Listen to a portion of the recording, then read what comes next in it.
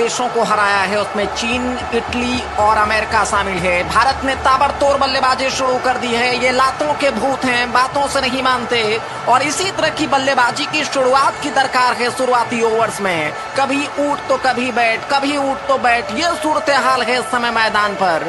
और ये बचपन में जो मुर्गा है, बड़े होने के बाद भी ये नौबत इसलिए आई है कि लॉकडाउन में ये बाहर बेवजह घूम रहे थे। इनको देखिए, चोरी ऊपर से सीना जोड़ी, लेकिन तमाचा बहुत कारगर सीधे इस बार लगा। अस्सलाम वालेकुम।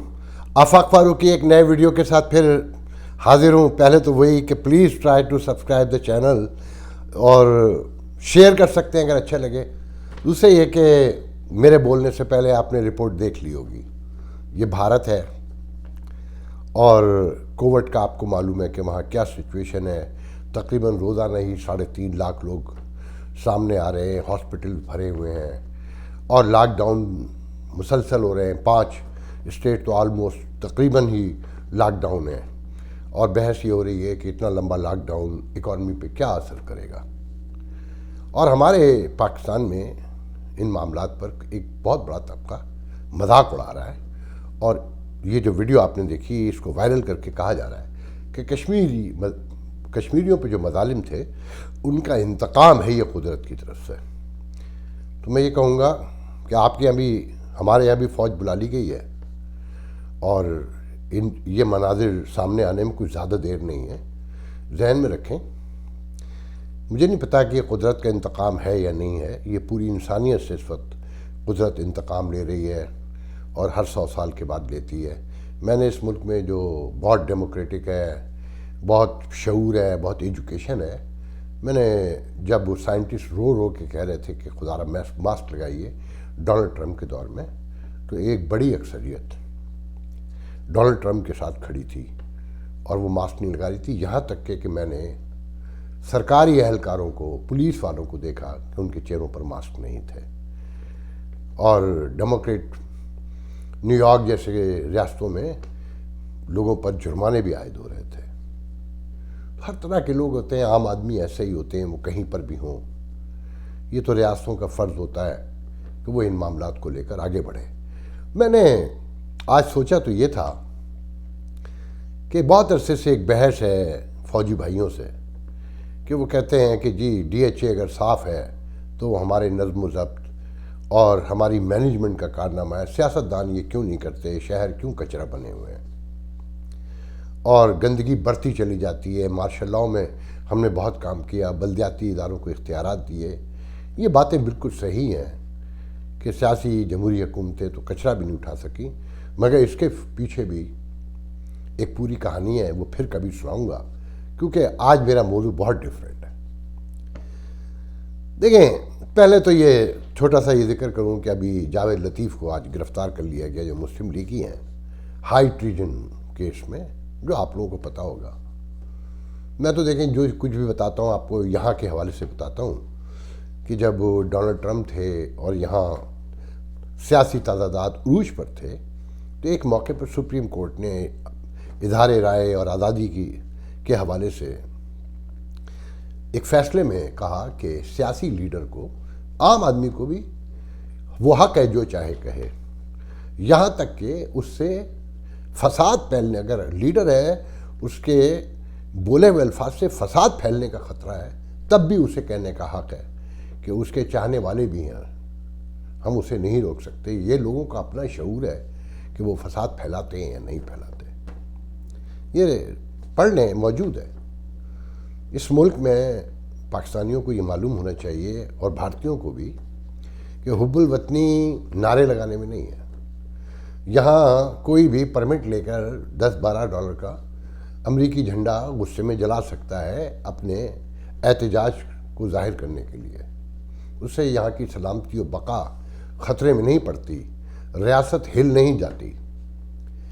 तो पाकिस्तान जैसी जमहूरियतों में गाय भैंसों में बंद करना, हाई ट्रीजन में बंद कर देना, और ये मगरबी जमहूरियतों के पाले हुए लोग जो दावा करते हैं कि वो मगरबी जमहूरियतों को समझते हैं, उनका तहम्मुल दूर से नज़र आ रहा है और सबको नज़र आ रहा है। दें आप मुझे जितनी गालियाँ दे सकते हैं। आज मैंने बहुत गालियाँ खाई कल वाले वीडियो पर, مگر میں وہی بیان کروں گا جو میرا ضمیر اجازت دیتا ہے.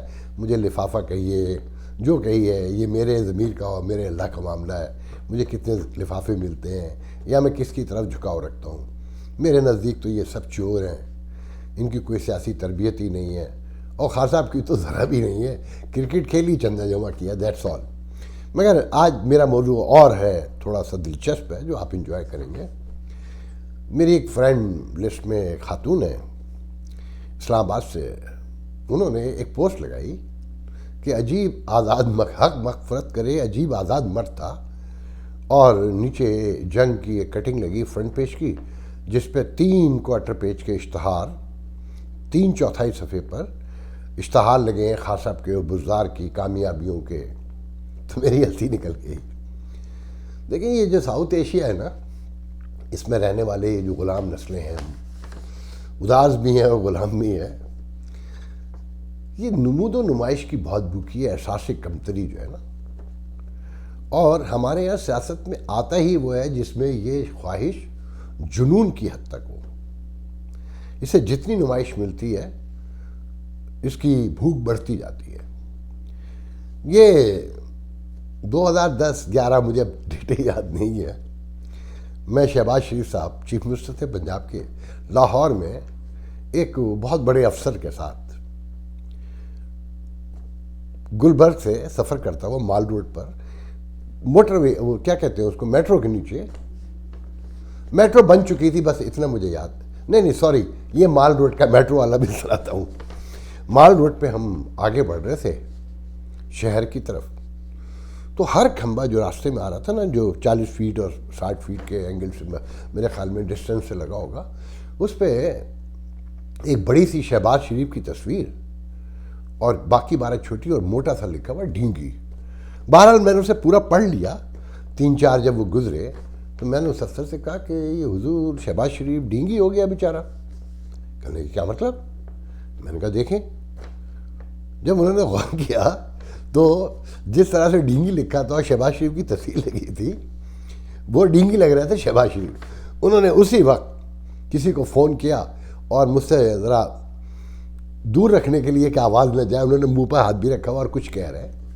میں نے غور نہیں کیا. تو میں نے اسے تبصرہ کیا کہ اس آدمی کی شہرت کی بھوک مٹتی نہیں ہے، کہ ڈینگی کے خاتمے کی جو مہم تھی مچھر کی، اس پہ بھی اپنی تصویر لگا دی. دوسرے دن ہم اس روڈ سے گزرے تو وہ سارے بل بورڈ غائب تھے، بینر جو کھمبوں پہ لگے ہوئے تھے. میرا آفس تھا شاد باغ میں لاہور میں، تو وہاں یہ نوز ہاسپٹل کا علاقہ ہے، لوگوں نے دیکھا ہوگا. یہ فیروز پور روڈ پر میٹرو بھی اوپر جا رہی ہے، اور سامنے اچھرا ہے میرے خیال میں شمع سینما کا جو علاقہ ہے. تو وہاں پر اتوار بازار لگا کرتا تھا. اتوار بازار میں جتنی ریڑیاں، چھوٹی دکانیں لگتی تھیں وہ جو کھوکھوں پر، اتنے ہی شہباز شریف اور نواز شریف کے قد آدم پوسٹر لگے ہوتے تھے، اور اس علاقے کے کونسلر کے، ایم این اے کے، ایم پی اے کی چھوٹی چھوٹی تصویریں، اور دونوں برادران کی تصویریں بڑی بڑی، کہ یہ جو اتوار بازار ہے یہ ان کی طرف سے ایک تحفہ ہے اور نعمت ہے. میں زمین آسمان کے قلابے ملائے ہوئے. تو یہ پھر ایک ملاقات ہوئی پنجاب کے سیکریٹری ٹرانسپورٹ سے. اس وقت میٹرو نہیں بنا تھا، اور یہ ملاقات ہوئی آج کے پی ٹی آئی کے بڑے رہنما، جنہوں نے حال ہی میں شرف مشرف باسلام ہوئے ہیں.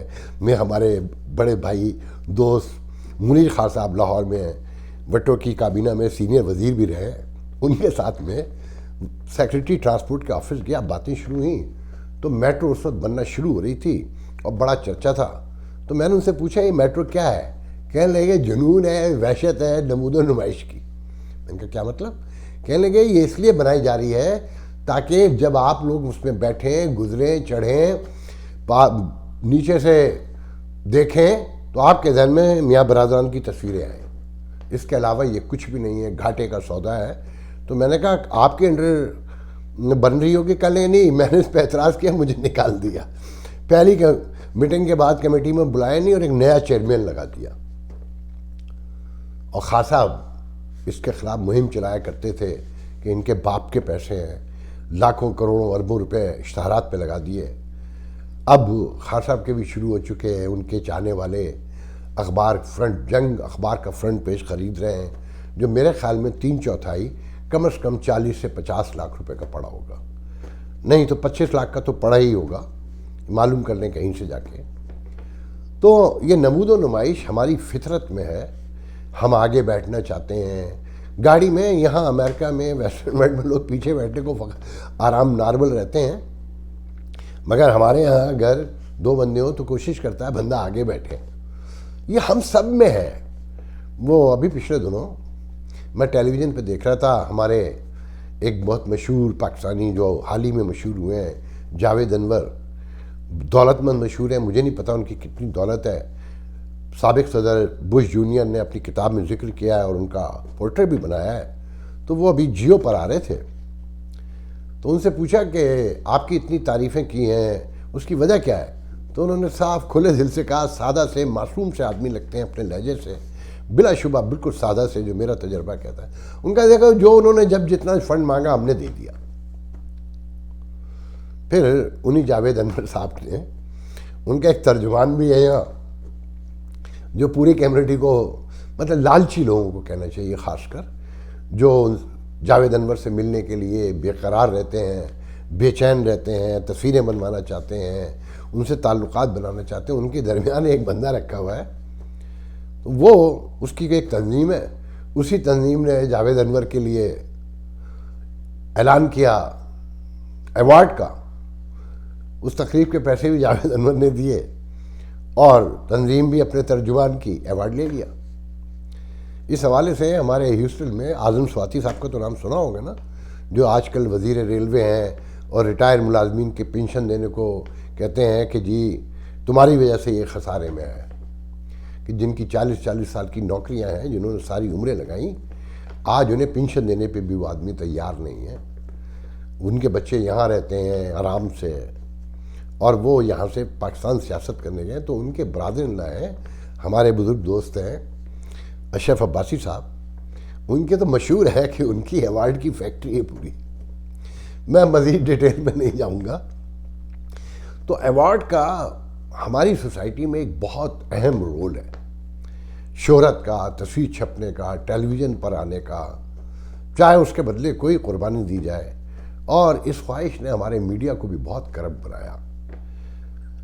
کاش میں بہت سی باتیں کہہ سکوں، دیکھیں میں نے اپنے قبیلے میں رہنا ہے تو میں بہت سی باتیں نہیں کہہ سکوں گا، تو خان صاحب بھی اسی میں بہہ گئے، ان کے ساتھ وہی لوگ ہیں جو مسلم لیگ میں ہوتے تھے، جو پیپلز پارٹی میں ہوتے تھے، میں تو یہاں دیکھتا ہوں نا کہ جو کبھی مسلم لیگ میں تھے، پیپلز پارٹی میں تھے، وہ گائے بگائے یہاں کے مقامی اخبارات میں، پاکستانی اخبارات میں بہانے سے خان صاحب کی تصویر لگا کے، نواز شریف کی تصویر لگا کے اپنی تصویر چھپوا لیتے ہیں، کہ یہ ہماری فطرت میں ہے، ہم کام کرنے پہ بلیو نہیں کرتے۔ میں ابھی پچھلے دنوں لاہور میں تھا تو میرے ایک عزیز دوست جو آج کل آئے ہوئے ہیں، ایک چھوٹے سے انڈر پاس سے گزرے، گلبرگ یا ماڈل ٹاؤن کے پاس سے نیا بنایا وہ انڈر پاس، بہت چھوٹا سا، مطلب 15 سیکنڈ میں ختم ہو گیا ہوگا، کہنے لگے وہ اس کے افتتاح کے لیے بھی آنا چاہتا تھا، تو اسے روکا کہ نہیں تماشا بنے گا۔ یقین کریں ان ملکوں میں آج تک نہیں سنا کہ کبھی صدر یا کوئی ایون سیکریٹری بھی کسی بڑی سڑک کا افتتاح کرنے گیا ہو، برج کا افتتاح کرنے گیا ہو، مطلب نارمل روٹین ہے یہ دنیا کا، یہ جمہوریتوں میں یا نظام میں حکومت ہو، اس میں فرض بنتا ہے عوام کو سہولتیں فراہم کرنا، یہ ان کا پارٹ ہے۔ میں نے یہ بھی دیکھا ہے، یہ جو آج الیکشن لڑ رہا ہے یہ مصطفیٰ کمال، اس نے مجھے انٹرویو دیتے ہوئے کہا جب یہ کراچی کا میئر تھا یہاں نیو یارک میں، کہ دیکھیں میں نے 21 ارب روپے سیوریج پہ لگائے انڈر دا گراؤنڈ، کون لگاتا ہے؟ ہمارے ہاں تو پیسے اوپر لگاتے ہیں نظر آئے تاکہ نام ہو، مگر میرا سینہ دیکھیں کتنا بڑا ہے، جیسے اس کے باپ کے پیسے تھے۔ آج NA 249 میں الیکشن کس بنیاد پہ ہو رہا ہے کہ صاف پانی دیں گے، پانی کی فراہمی کو یقینی بنائیں گے۔ 74 سال کے بعد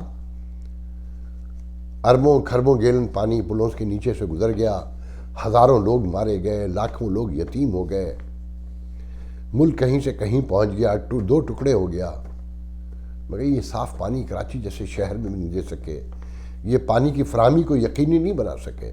اور آج بھی الیکشن کا نعرہ وہی ہے، وہی لالچ ہے کہ تو روٹی کپڑا اور چھت مکان سے بھی دور نکل گئے، پانی دیں گے، یہ آپ کو پانی نہیں دے سکے۔